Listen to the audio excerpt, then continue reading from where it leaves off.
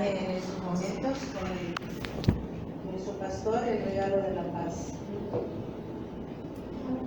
Pueden ocupar sus lugares, hermanos.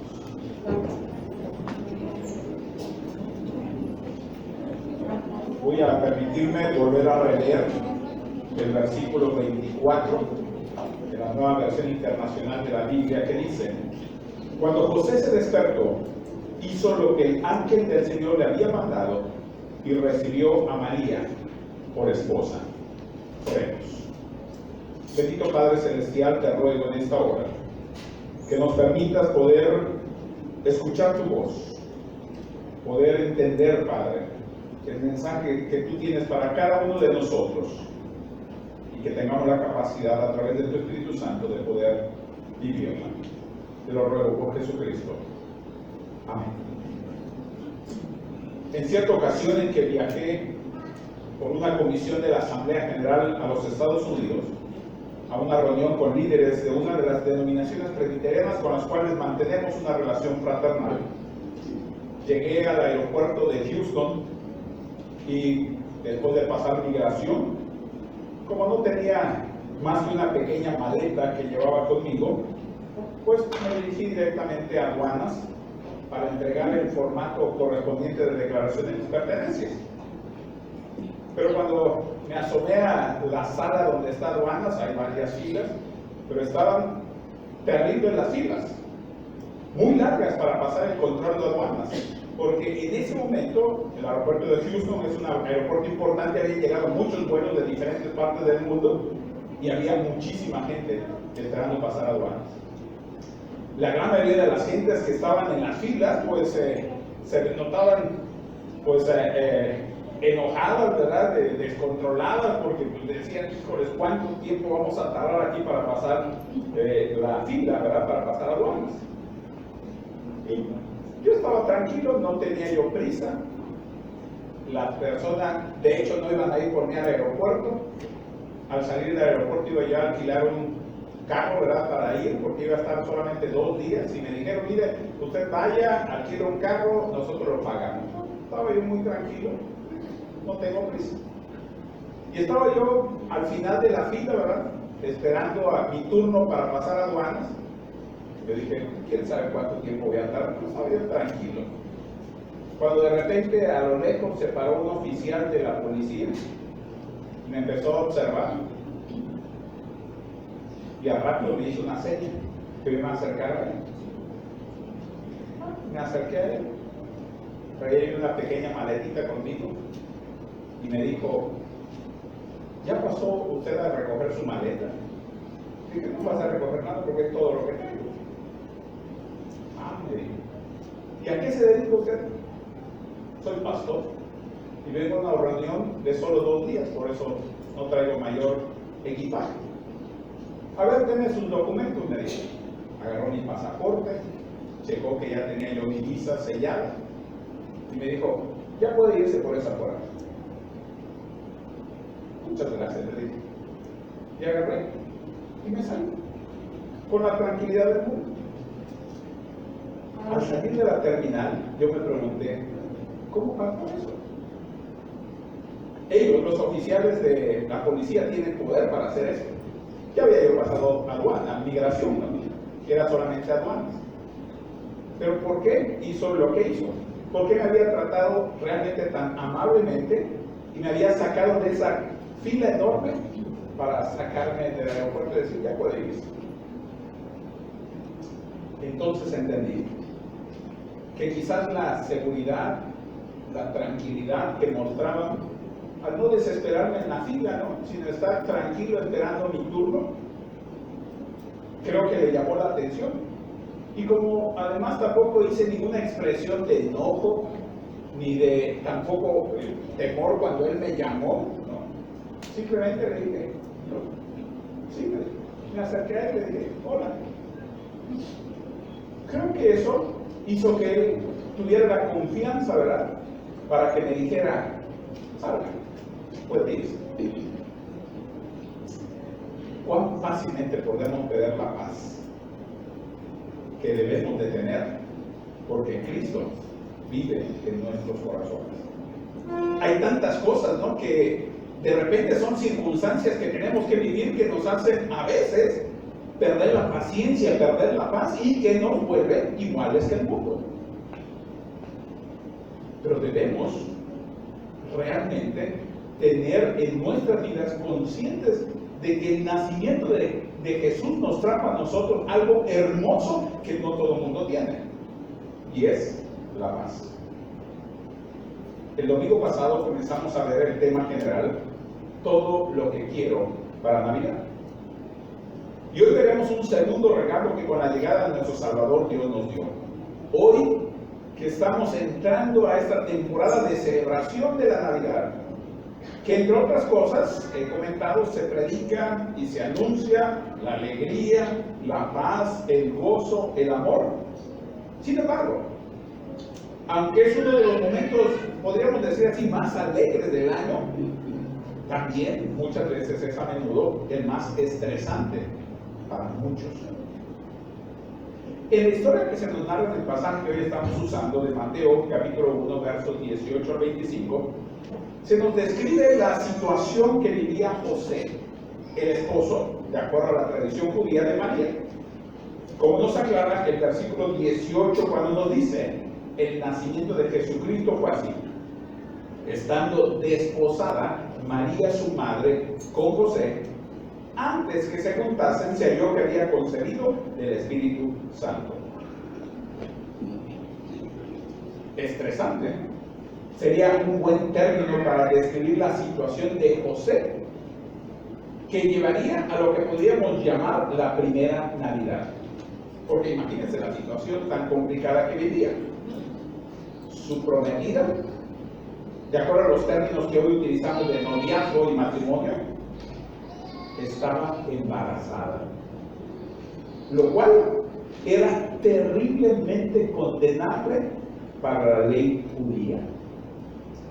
Y el castigo por esto era morir lapidada, apedreada. Imagínense. José, sin embargo, se propuso hacer lo que cualquier persona amante de la paz haría: resolver la situación de manera privada y discreta, en lugar de hacerlo público o llevarla a los tribunales. Y mientras José seguía un plan para calmar la tormenta a su alrededor, Dios le estaba ofreciendo a José un plan que calmara la tormenta dentro de él. Y la respuesta de José a sus circunstancias y el inquietante plan de Dios para su vida lo llevaron a desenvolver el perfecto regalo que la paz de Dios nos da. Y que este es el segundo regalo que Dios nos da: la paz. Y siguiendo su ejemplo, José nos muestra cómo podemos desenvolver este gran regalo de la paz dada por Dios a nosotros. Y este pasaje nos muestra al menos 3 formas de hacer nuestro este regalo de la paz. Y la primera forma la podemos extraer en el versículo 19 cuando nos dice: como José, su esposo, era un hombre justo y no quería exponer la vergüenza pública, resolvió divorciarse de ella en secreto. O sea, la primera forma de hacer nuestro este regalo de paz es buscar hacer lo que es justo. Cuando leemos esta historia vemos que José quería hacer lo correcto y entonces se propuso hacer exactamente eso. Sin embargo, a medida que se desarrolla la historia, vemos la evidencia de la verdadera justicia de José mientras escucha la voz de Dios y responde en consecuencia. Porque si José hubiera seguido su propio camino de la razón, haciendo presunción de su justicia, habría ido en contra de la voluntad de Dios. Porque la voluntad de Dios no era separar a José y a María. Jamás. Si hay algo que aprendemos de la historia y de nuestra propia experiencia, es que seguir el camino de la razón y de lo que dice la gente que debemos de hacer, en lugar de lo que es verdaderamente justo, solo aumenta nuestra ansiedad y ahí es donde comienzan los problemas reales. Finalmente, la búsqueda de justicia de José lo puso en sintonía con el corazón de Dios. Dios supo que José era un hombre justo y entonces le da el mensaje a él. Y él encontró la paz en esa búsqueda y nosotros podemos encontrar la paz también si hacemos lo que es correcto. El pastor inglés del siglo pasado, Charles Spurgeon, dijo al respecto: al hacer lo que es justo y correcto, somos como uno que camina sobre una roca, porque tenemos la confianza de que cada paso que damos es sobre terreno sólido y seguro. He comentado en algunas ocasiones la lucha legal que al ser directivo de la Iglesia Nacional tuvimos. En algún momento comenté esta anécdota para defender un terreno propiedad de la Iglesia que nos había querido ser arrebatado por malas personas. Esas malas personas habían logrado, mediante artilugios legales, incluso que el tribunal fallara a su favor. Y llegó un momento en que nos ordenaron, era una iglesia en la Ciudad de México, era la capilla del seminario, y nos ordenaron como directivos de la asamblea, como representantes de la Iglesia Nacional, que entregáramos el inmueble a esta persona. Lo que la directiva pensaba, lo que los comisionados, ¿verdad?, las personas que están con nosotros apoyándonos decían era: esto no es justo. La Iglesia Nacional, decían todos ellos, desde los años 60 compró este terreno y construyó el templo. Y es la capilla de nuestro seminario central, el seminario de nuestra denominación. Cuando esto pasó, algunos nos dijeron que levantáramos a la Iglesia Nacional en contra de esto y que se pidiera a cada presbiterio que organizaran en sus estados marchas y manifestaciones en contra de esta resolución de la Corte. Y algunos nos pedían que como directivos prácticamente nos atrincheráramos en el inmueble y no lo entregáramos, nos negásemos a cumplir la orden del juez. Claro, los abogados de la iglesia nos dijeron: pueden hacerlo, pero va a venir la Policía Federal y nos va a llevar a la cárcel. Qué terrible. Era una injusticia lo que se estaba haciendo. Y nos decían que tal vez si hacíamos presión política, el gobierno hallaría alguna solución y haría algo. Cuando nos dijeron esto, nos sentamos con los abogados y nos dijeron: pueden hacerlo, pero no acatar la orden de un juez les pone en peligro de que lo lleven a la cárcel por no obedecer. No saben que fue un tiempo de mucha tensión. Nosotros pensábamos como directivos, cuando lleguemos a la próxima reunión de asamblea general, nos van a decir: estos directivos no sirven para nada, dejaron perder un inmueble. Pero todas las evidencias que este abogado tenía, porque se habían cometido errores, directivas anteriores le habían dado documentos firmados, no era nuestra culpa. Alguien en algún momento le dio un documento que le hacía ver que como que él era el dueño de la propiedad. Y aun cuando nosotros peleábamos y teníamos documentos, incluso escrituras de que nosotros habíamos comprado esto, pero directivos legalmente establecidos por la iglesia anteriormente le habían dado una firma. ¿Qué podíamos hacer ante la ley? Era la ley. Y lo que hicimos como directivo fue ponernos a orar. Y decidimos solicitar por escrito la intervención de la Secretaría de Gobernación en su sección de asuntos religiosos. Y decidimos poner en manos de Dios todo y hacer lo que era justo como hijos de Dios y creyentes en Jesucristo. Y comunicamos al juez que nos avisara qué día se iba a entregar el inmueble. No podíamos hacer nada, pero el milagro se dio sin seguir nuestra lógica y medios. Porque cuando mandamos esta carta a la Secretaría de Gobernación y conociendo el nivel que tiene la Iglesia Nacional, después de explicar esto, ellos vinieron, los abogados de Gobernación, a vernos y nos dijeron: no se preocupen, hay leyes que van a revocar o que van a rebatir la decisión del juez. ¿Por qué? Porque ustedes son una iglesia legalmente establecida con registro constitutivo ante la Secretaría de Gobernación, y la persona que está peleando el inmueble no tiene un registro. Y la ley dice, como en algún tiempo, en los años 70, nosotros tuvimos que entregar el inmueble a la Federación para poder abrir al culto público, porque era la ley.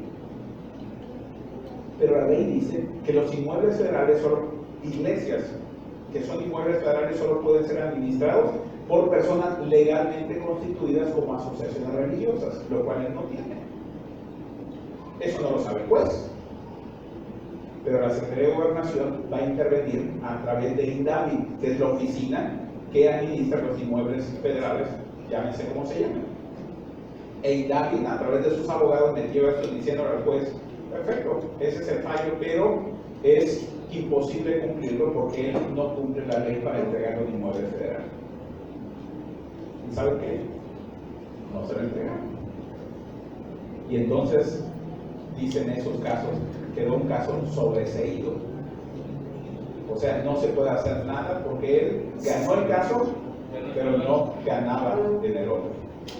Pero ¿saben qué? Obviamente él siguió peleando porque dijo: está bien, él entendía, él es abogado y sabe que esto iba a suceder, pero dice: pero puede haber una sentencia sustituta. Pero eso ya no tiene que ver con nosotros. Decía: que el gobierno me pague el inmueble. Pero decía: bueno, que el gobierno le pague si quiere. Ya nosotros quedamos libres. Qué importante. Dios nos mostró: tu justicia no es quizás el mismo significado de justicia mío, pero la Biblia dice: déjamelo. Y esto le trajo gozo y paz a nosotros como directivos de la Asamblea. Como dije anteriormente, la búsqueda de justicia de José lo puso en sintonía con el corazón de Dios y encontró la paz en esa búsqueda. Y nosotros también la tendremos si buscamos hacer siempre lo que es justo. Segunda forma, la podemos extraer del versículo 24 cuando nos dice: cuando José se despertó, hizo lo que el ángel del Señor le había mandado y recibió a María por esposa. O sea, la segunda forma de hacer nuestro este regalo de la paz es asumir la responsabilidad que nos corresponde. La historia nos dice que una vez que José supo cuál era el plan de justicia de Dios, José simplemente asumió la responsabilidad que le tocaba. Y era la responsabilidad de seguir el plan de Dios, de cuidar a María y de criar al Hijo de Dios. Tanto es así que Jesús fue conocido como el Hijo del Carpintero. Muchas veces podemos sentir la tentación de huir de la responsabilidad porque a veces nos exige demasiado y nos causa demasiada presión. Sin embargo, descubriremos que hacer esto solo aumenta la presión y prácticamente lo que hace es bajar nuestro nivel de paz. Porque cuando reunimos lo que Dios nos pide hacer, nunca descubrimos dónde encajamos en el diseño de Dios. Donde no hay sentido de propósito, no hay sentido de paz. ¿Recuerdan una gran historia bíblica sobre esto? La historia de Jonás, eso se la saben los niños también, ¿verdad? Jonás se nos narra en la Biblia que era un profeta de Dios y como profeta había sido llamado a comunicar el deseo de Dios a las gentes. Y él en un momento dado fue llamado a predicar el arrepentimiento y que la gente buscara a Dios. Pero en la historia particular de Jonás se nos narra que él fue rebelde a la orden de Dios, al propósito de Dios que le había ordenado ir ¿a dónde? A Nínive a predicarle. En lugar de ir a Nínive, tomó un barco para huir de Dios. Y algunos piensan que lo que Jonás hizo fue lógico. No sé cuántos de ustedes saben que el pueblo de Nínive era enemigo de los israelitas. Era un pueblo poderoso que constantemente atacaba al pueblo de Israel. Y a lo mejor en la lógica del profeta decía, a ver, espérame, ¿cómo irle a predicar para que se arrepiente y Dios nos destruya a mi enemigo? Si a ti te dijeran eso, ¿lo harías? Ve y predícale. Se ha portado malísimo conmigo, ¿no? A cada rato me está asaltando. ¿Y tú quieres que yo vaya y le hable de ti? A lo mejor ustedes también hubieran hecho lo mismo, para mi dirección contraria. El más, tal vez lo que pensaba Jonás era que a lo mejor ni lo iban a oír, porque imagínense, el enemigo iba a ir a predicarles de un Dios que supuestamente no conocía. Así que a lo mejor Jonás dijo, yo no voy a ir a Nínive y me van a tirar, como decimos nosotros, de loco, ¿no? ¿Qué hace este aquí? ¿Para qué perder el tiempo con ellos? Aunque siendo un profeta y conociendo a Dios, algunos teólogos dicen que tal vez sí pensó que sí se convertirían y por eso no quería ir tampoco. Dios nos va a perdonar. ¿Cuántos de nosotros dicen que Dios te perdone porque yo no? ¿Han oído esta frase? No, ¿verdad? No es usual. Él sabía que Dios podía cambiar sus corazones, como lo hizo después en los narra, ¿no? Y eso para Jonás no era justo, pero recibió una gran lección, porque al final es Dios quien tiene la última palabra, no tú. Y él lo único que tenía que hacer era cumplir con la responsabilidad que le correspondía. ¿Cuántas veces, piensen en esto, cuántas veces nosotros somos más como Jonás y menos como José? Porque a pesar de conocer la voluntad de Dios, a pesar de oír muchas veces y de muchas maneras, como dice la Biblia, su voz, donde nos dice lo que debemos de hacer, decidimos hacer lo contrario. Y esto, al final, hermanos, lo único que provoca es que perdamos la paz. ¿Cómo le pasó a Jonás? Primero, al afrontar la mente en el mar y ser arrojado al agua, y después al estar molesto, ¿recuerdan ustedes? Por el arrepentimiento de los ninivitas. O sea, después de que va y predica y dice que los ninivitas se arrepintieron y se pusieron tristes y le pidieron perdón a Dios y Dios los perdona, ahora están enojados también con Jonás. Y casi era como decir, lo sabía. Y entonces Dios le tiene que dar otra lección, ¿no?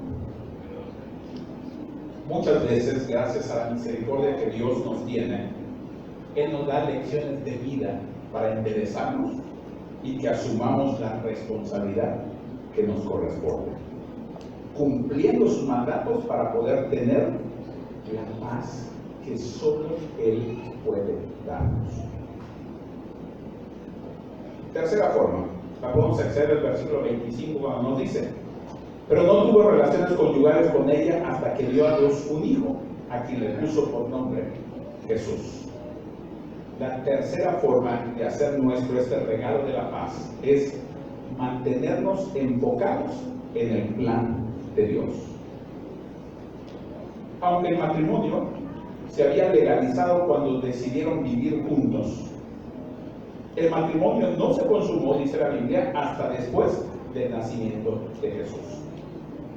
Por supuesto, la Biblia no nos da razones claras para esto, excepto que tal vez fue la forma en que José dio un paso atrás y permitió que Dios cumpliera su plan perfecto. Y esto puede ser difícil de creer, pero muchas veces tenemos tendencia a correr por delante de Dios. Como dicen algunos, darle una ayudadita a Dios. ¿Recuerdan ustedes la historia de Abraham? Le prometieron que tendría un hijo. ¿Y qué hizo? Satanás. con una ayudadita a Dios, ¿no? Y la esposa le dijo, mira, toma mi siervo. Y así, tenemos el hijo que Dios nos dio. Pero no era el plan de Dios. Cuando hacemos eso, a menudo nos encontramos con problemas, como lo tuvo Abraham, recuerdan, y el flujo de la paz en nuestras vidas se detiene. Isaías 26:3 nos dice, tú guardarás en completa paz a aquel cuyo pensamiento en ti persevera. ¿Por qué? Porque en ti ha confiado. Hermanos, mantener nuestra mente, nuestros corazones, nuestros cuerpos enfocados en el plan de Dios y negarnos a correr delante de Dios es lo que desenvolverá este maravilloso regalo de la paz que Dios nos ofrece. No intentes ayudar a Dios, no lo necesita. Él tiene un plan para tu vida. Y lo que está haciendo ahorita mismo, dice la Biblia, es un plan perfecto. Tal vez tú no lo entiendas, pero no quieras ayudar a Dios. Dios va a actuar en su momento y en su forma. Cuando tratamos de hacer las cosas diferentes, no nos alegramos, no nos gozamos, sino perdemos más la paz. Amados hermanos, como hoy hemos podido ver, hay al menos 3 formas de hacer nuestro este regalo de la paz que Dios nos da con la venida de Jesús. Buscar hacer lo que es justo, asumir la responsabilidad que nos corresponde y mantenernos enfocados en el plan de Dios. Y de esta manera podremos recibir este hermoso regalo de la paz que Dios nos ha querido otorgar. Oremos. Padre, gracias te damos por la bendición que nos das de oír, Padre, tu palabra, de escudriñar en ella y de encontrar, Padre, los regalos que tú siempre has querido darnos como tus hijos. Y gracias, porque la paz que tú nos das es una paz que sobrepasa todo entendimiento. Pero es esa paz, Padre, que tú has querido darnos. Una paz permanente, una paz duradera, una paz que desarrolla todos los frutos del Espíritu Santo. Gozo, paz, paciencia, benignidad. Gracias por ello. Por Jesucristo. Amén.